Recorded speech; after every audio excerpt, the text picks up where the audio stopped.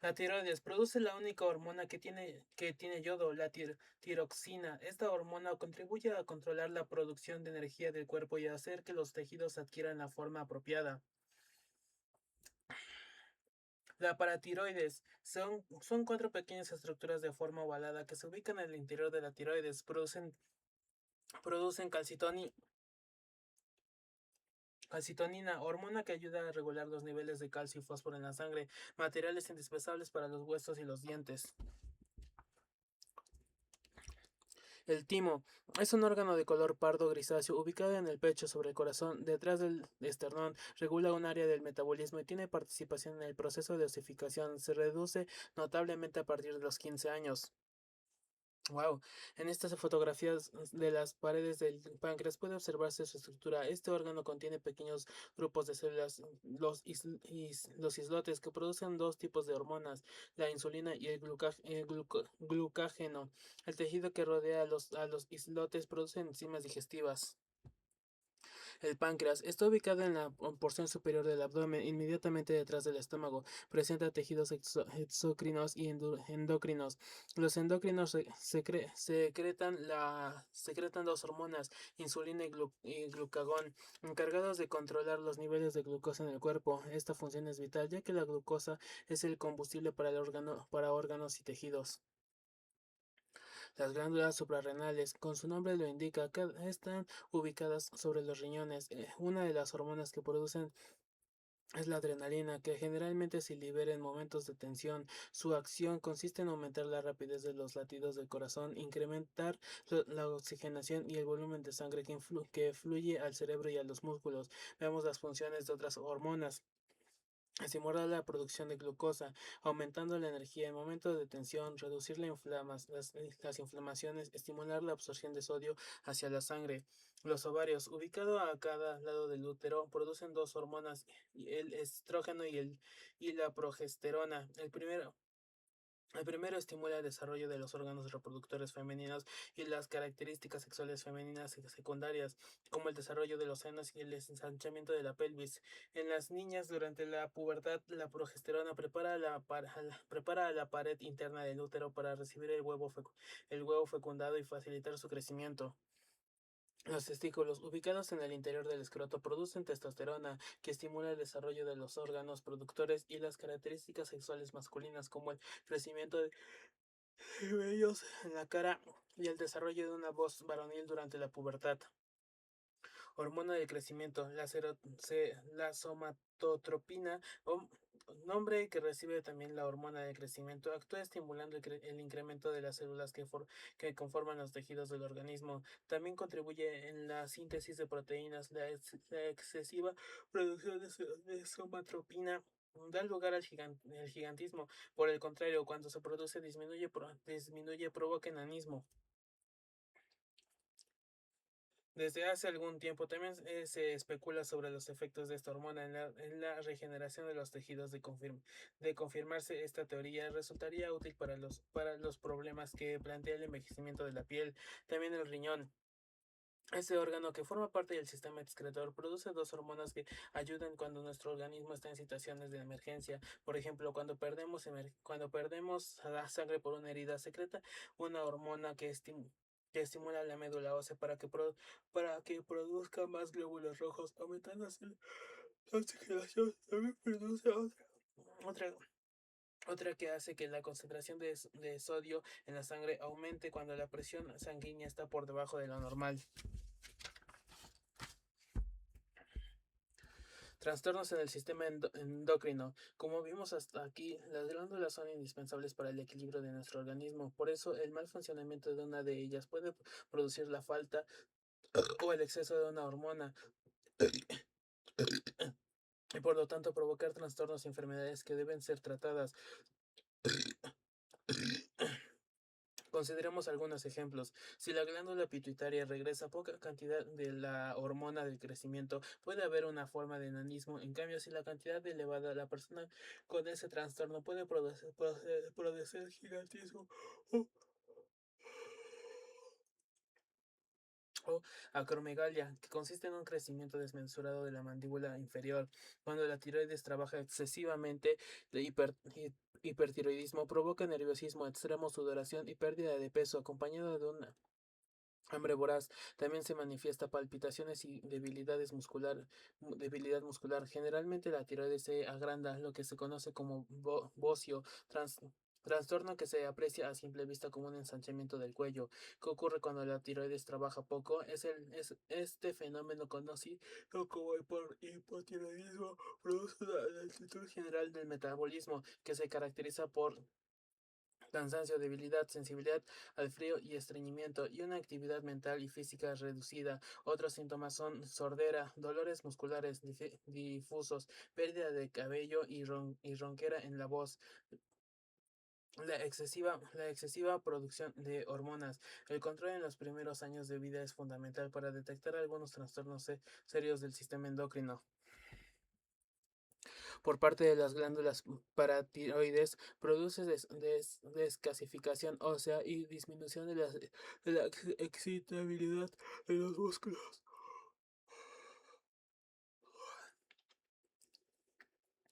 La enfermedad conocida como diabetes mellitus es producto de uno de los trastornos más frecuentes del páncreas, en que consiste en una falta de secreción de insulina, sustancia que permite que los azúcares sean absorbidos y utilizados por las células. Cuando esto no ocurre, los azúcares se acumulan en la sangre y son excretados por los riñones. Es por eso que los diabéticos presentan azúcar en la orina. El trastorno contrario es la hipoglucemia, que es producida por un exceso de secreción, una excesiva secreción de insulina. Esto produce una deficiencia de azúcar en la sangre que afecta el cerebro, lo que hace que no pueda funcionar correctamente. La oxitocina es una hormona que hace que las paredes del útero se contraigan de manera que el bebé pueda desplazarse desde el fondo hasta el exterior, lo que facilita el parto.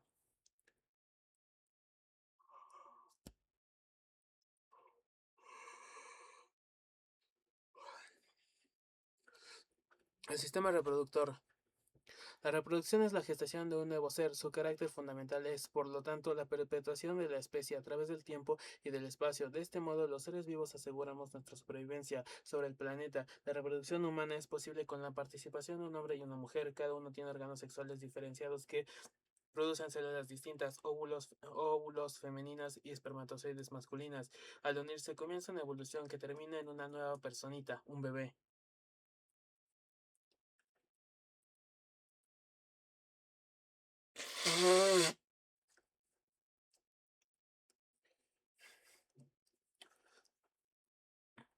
Con la pubertad, el varón alcanza la madurez sexual.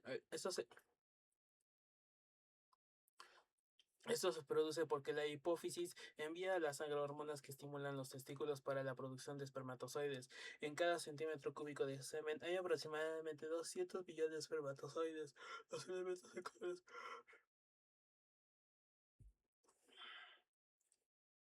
Los elementos sexuales se llaman gametos y los órganos especializados donde se forman órganos genitales o gónadas.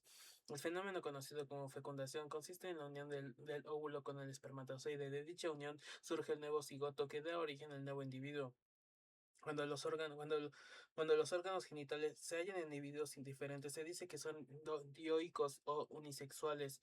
Tal es el caso de los vertebrados, los artrópodos y la mayoría de los invertebrados.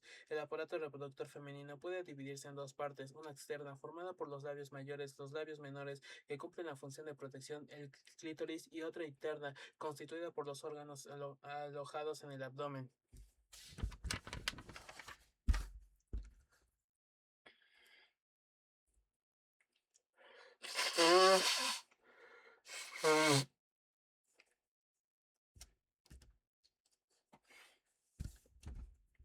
La continuidad de la vida. Todo ser vivo cumple un ciclo, nace, crece en su madurez, se reproduce, envejece y muere. Por medio de la reproducción, los individuos dan vida a nuevos seres de su clase, de forma tal que al perecer la especie continúa en sus hijos en la reproducción humana y intervienen dos individuos en la misma especie.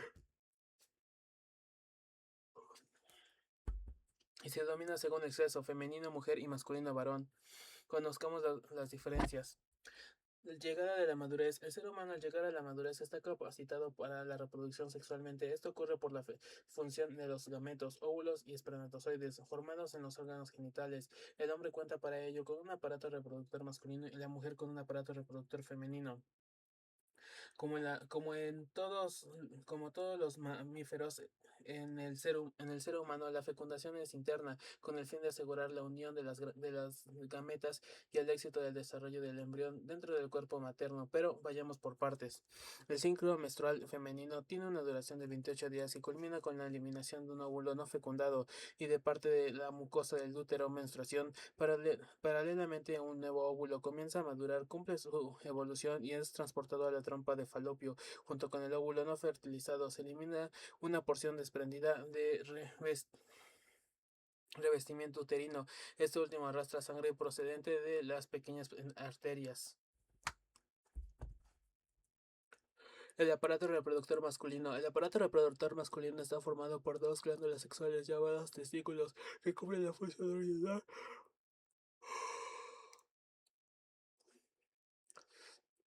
La función de originar las células sexuales o gametos masculinos, denominados espermatozoides. Una membrana fibrosa de color blanco recubre los testículos y forma celdas ocupadas por tubos seminíferos.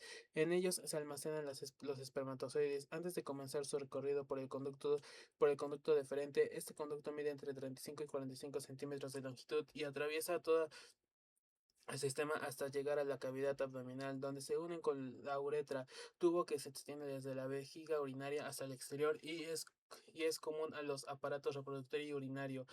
Antes que la unión del conducto deferente uretra se produzcan los espermatozoides, quedan suspendidos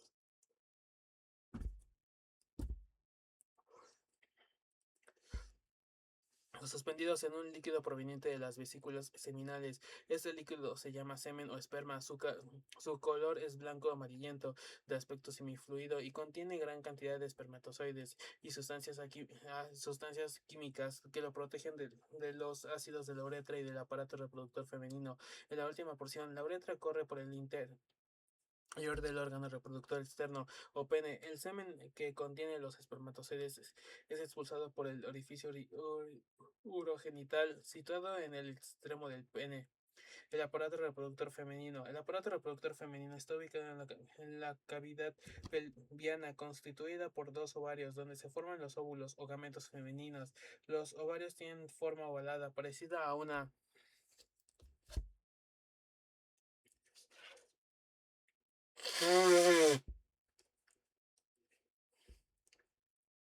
almendras. Son de color grisáceo y aspecto granuloso. Si hiciéramos un corte longitudinal de ello, veríamos en su interior se halla abundantes células de distintos tamaños, llamadas folículos.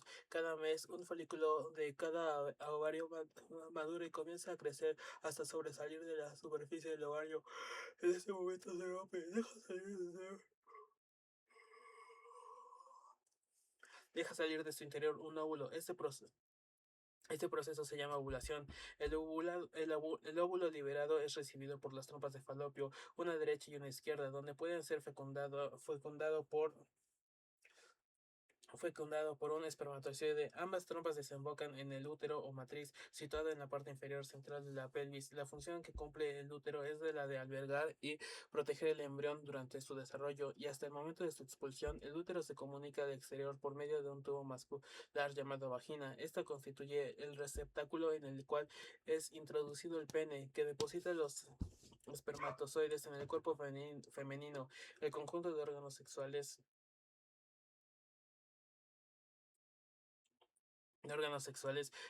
de la mujer forma la vulva, situada entre las caras internas de los músculos. Está formado por dos pliegues de piel externos, la, la- los labios mayores y los labios menores. En la unión anterior de estos últimos se aloja el clítoris. Detrás de él se abren los orificios urinario y genital. Este último está protegido por una delgada membrana llamada himen. El coito. vamos. La reproducción es la creación de un nuevo ser a partir de una gameta femenina, óvulo, y una masculina, espermatozoide. La fecundación se produce como consecuencia de la introducción del pene del hombre en la vagina de la mujer durante el coito. El primer paso. Mes a mes, uno de los ovarios libera un óvulo maduro. Este proceso se conoce como el nombre de ovulación. El óvulo se conduce hacia la trompa de falopio, donde puede ser fecundado por un espermatozoide. El óvulo presenta una sola célula.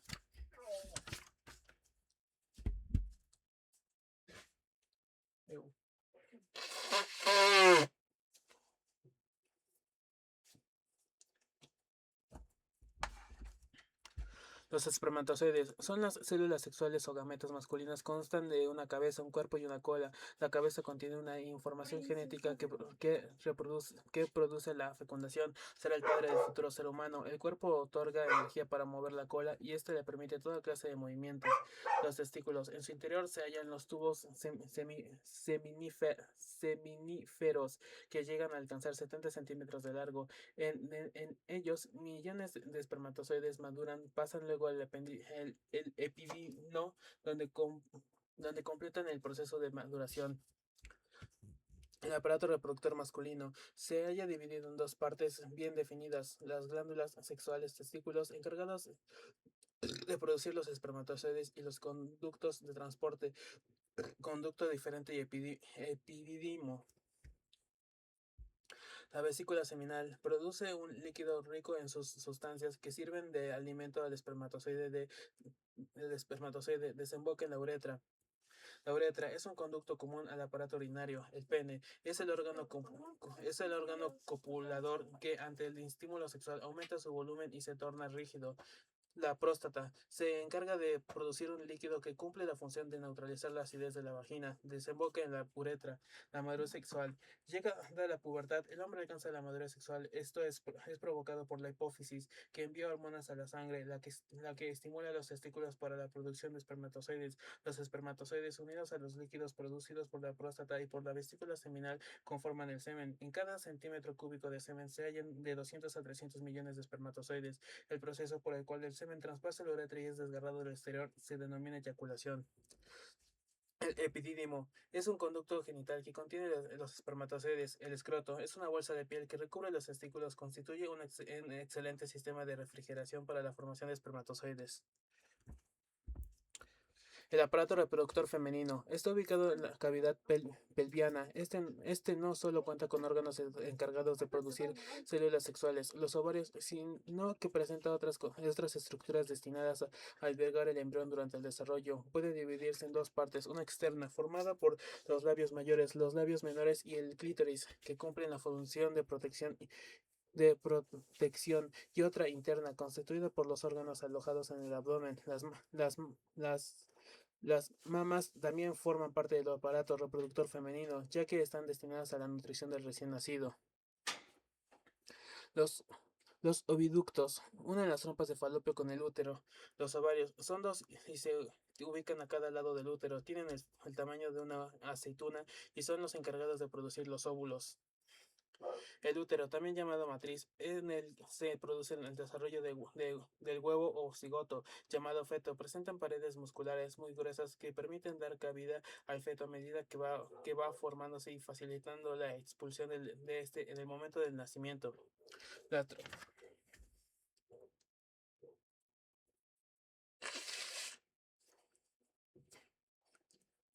La trompa de falopio es un conducto ubicado en la parte superior del útero, uno de cada lado. Se comunica con los ovarios, constituye una ruta para el recorrido del semen y en ella se reproduce la fertilización. La vagina es un tubo muscular de unos 20 centímetros durante el acto sexual. El hombre deposita el semen en ella. El labio mayor es un órgano sexual externo que conforma parte de la vulva, constituido por los dos pliegues de piel. Su función consiste en proteger las lesiones de las partes internas. El labio menor está ubicado entre el labio mayor. Su función es de protección. Los folículos de Graf. Si realizamos un corte transversal del ovario, podemos observar dos zonas bien delimitadas, una medular donde se alojan abundantes vasos sanguíneos y otra cortical, formado por abundantes células de distintos tamaños llamadas folículo de Graf. Cada folículo encierra un óvulo inmaduro u ovócito. Al nacer ya existen varios miles de óvulos, aproximadamente 100.000, de los cuales algunos degeneran y otros permanecen en reposo hasta la pubertad. Fecundación y gestación. Entendemos por fecundación a la función del espermatozoide de los óvulos para dar origen a un nuevo individuo que reunirá las características hereditarias de los padres. Este nuevo individuo necesitará como término óptimo 9 meses para su completo desarrollo. Este periodo se llama gestación de la unión de papá y mamá. Para que un óvulo pueda ser fecundado es necesario que el pene penetre la vagina de la mujer y deposite allí los espermatozoides. La liberación de semen que contiene los espermatozoides se llama eyaculación. Esto tiene lugar durante el acto sexual. Una vez que el semen fue depositado en la vagina, los espermatozoides inician el recorrido para el interior de la vagina. Atraviesan así el útero hasta llegar a las trompas de falopio. Sin embargo, de los millones de espermatozoides que porta el semen, solo algunos logran alcanzar las trompas. El cuello uterino está provisto de un tapón mucoso que se reblandece para ceder el paso a los espermatozoides. Solo en el momento en que el óvulo es expulsado por el ovario, ovulación, pero un solo espermatozoide logra unirse al óvulo. Esta unión es llamada fecundación. A partir de este momento, la membrana del óvulo se cierra e impide el paso de otros espermatozoides.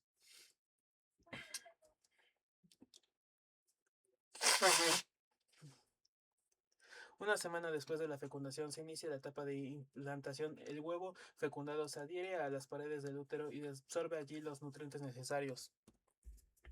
En busca del abrigo, una vez fecundado el óvulo, ayudado por los movimientos de las trompas de falopio, continúa su marcha hacia el útero. Paralelamente, el huevo o cigoto fecundado se divide en varias veces, adoptando distintas formas, primero en mórula, luego en blástula y finalmente en gástrula. A partir de ella se forman los distintos tejidos. Cuando el embrión alcanza el estado de gástrula, se establece en el útero. Allí permanece durante 9 meses. Este ambiente le brinda todo lo necesario para desarrollarse, para que el feto permanezca con comodidad. Poco, poco a poco, las paredes del útero se van estirando. Durante este periodo denominado embarazo, las paredes del útero que protegen el embrión desarrollan una estructura rica en vasos sanguíneos llamada placenta. A través de ella, el embrión se alimenta y recibe oxígeno. Una vez llegados los 9 meses, el embrión es expulsado a través de la vagina en el momento del parto o alumbramiento. Aproximadamente 36 horas después de producida la fecundación, las células del huevo o cigoto comienzan a dividirse, primero en 2, luego en 4, en 8 y finalmente en 16. Finalmente, el huevo desarrolla un líquido central y se fija a las paredes del útero. El nexo entre el bebé y la madre. La gran cantidad de vasos sanguíneos de la placa ponen en contacto la sangre materna y la del bebé. Ambos están unidos por el cordón umbilical. Las 4 etapas del desarrollo fetal.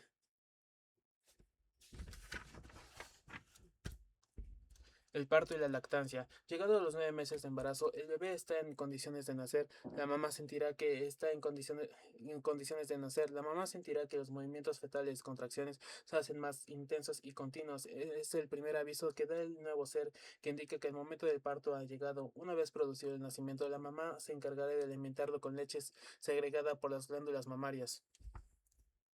Después de 9 meses, el embarazo se produce el parto, es decir, la expulsión del feto por las vías genitales. Este proceso se inicia con la dilatación del cuello del útero, que se ensancha para dar paso al bebé. En este periodo es importante que la bolsa amnios, que contiene líquido amniótico, esté íntegra, pues ello contribuye a la dilatación. La duración de esta etapa es muy variable y oscila desde algunas horas hasta varios días. Luego se produce la rotura de la bolsa que contiene líquido amniótico. Este es eliminado. Bebé en camino. El feto inicia entonces su recorrido hasta encajarse en la pelvis materna. En ese momento, el cuello del útero se borra por completo y las contracciones se vuelven más intensas. La mamá siente entonces una urgente necesidad de ayudar a expulsar al bebé. El feto es empujado hacia el conducto vaginal por la presión que ejercen las paredes del útero.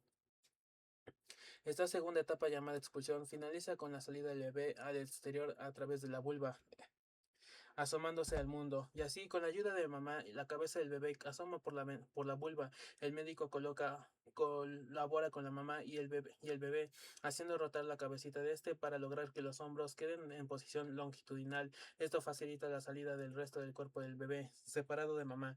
Finalizada la tarea del parto, el bebé aún permanece unido a su mamá a través del cordón umbilical y la placenta. El médico corta el cordoncito y lo sujeta con un broche. El bebé ya tiene autonomía. Luego el médico auxilia a la mamá para extraerle la placenta. La alimentación del recién nacido. El mejor alimento para el bebé es la leche materna, completa, insustituible y nutritiva. Además, provee de defensas, anticuerpos contra ciertas enfermedades. Durante el embarazo, el pecho materno experimenta una serie de cambios destinados a preparar las glándulas mamarias para la elaboración de leche. Estas transformaciones se evidencian en el aumento de tamaño de los pechos y la turgencia de los mismos. Estos cambios se producen con la influencia de unas hormonas que elaboran la hipófisis y los ovarios. Su acción permite que a pocas horas de nacido el bebé, las glándulas mamarias se agreguen leche. El estímulo que representa la succión del niño es fundamental para estimular la producción de la leche materna. Las 4 etapas del parto. Después de 9 meses de gestación, el bebé está preparado para nacer. La dilatación del útero constituye a que el bebé pueda acomodarse para salir al exterior. Las contracciones empujan al bebé fuera del útero hacia la vagina. Primero se libera la cabeza y luego el resto del cuerpo. Una vez cortado el cordón umbilical, la placenta se separa de las paredes del útero y es expulsado. El cariño de mamá. La lactancia materna no solo constituye la mejor forma de alimentación para el recién nacido, el contacto físico y afectivo que mantiene la mamá y el bebé durante el amamantamiento son de gran importancia para su óptimo desarrollo psicoemocional del niño. Se cree que a partir del 10.º día de vida, el recién nacido aprende a reconocer a su mamá por el olor y por los saltidos del corazón. El reflejo de succión. Apenas nacido, el bebé manifiesta su instinto de conservación a través de la succión. Suelen ocurrir que ya en las primeras horas de vida, al acercar un dedo a la boquita del niño, este inicia un movimiento con su lengua y labios al que llamamos reflejo de succión. La succión es además un importante medio de relación del bebé. Es una forma de conocerse a sí mismo cuando lleva sus manitos a la boca y de conocer el medio que lo rodea. Nunca lleva cualquier objeto a la boca. Mediante la succión, el recién nacido siempre siente segura su supervivencia y una agradable sensación de bienestar. La boca del recién nacido está diseñada para la succión, labios carnosos, hendidura pequeña y una lengua larga, dotado de una fuerza poco común para succionar. El bebé adapta sus labios al pecho materno o a la tetina del biberón con la lengua, los presiona sobre el paladar de forma tal que dirige el contenido hacia su garganta donde lo deglute.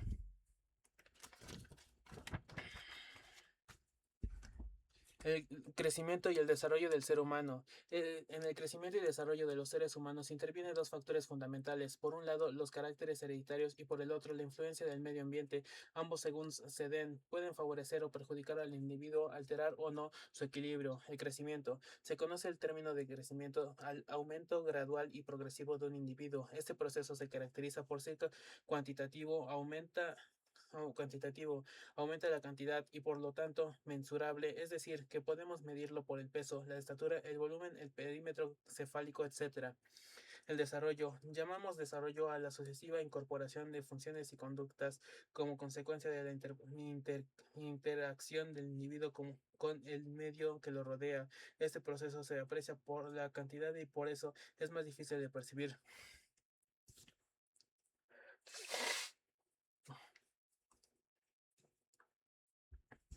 Para estar sanos, para ser que un humano se desarrolle sanamente, es imprescindible que exista una estrecha armonía entre el crecimiento y el desarrollo. Los factores que lo determinan son: formación de una pareja sana, la que se establece a través del examen prenupcial, control médico mensual durante el embarazo, atención institucional del parto, una adecuada alimentación materno-infantil, vivienda y vestimenta adecuadas, control pediátrico periódico del niño, en el que debe consignarse peso, talla, reflejos, hábitos postulares.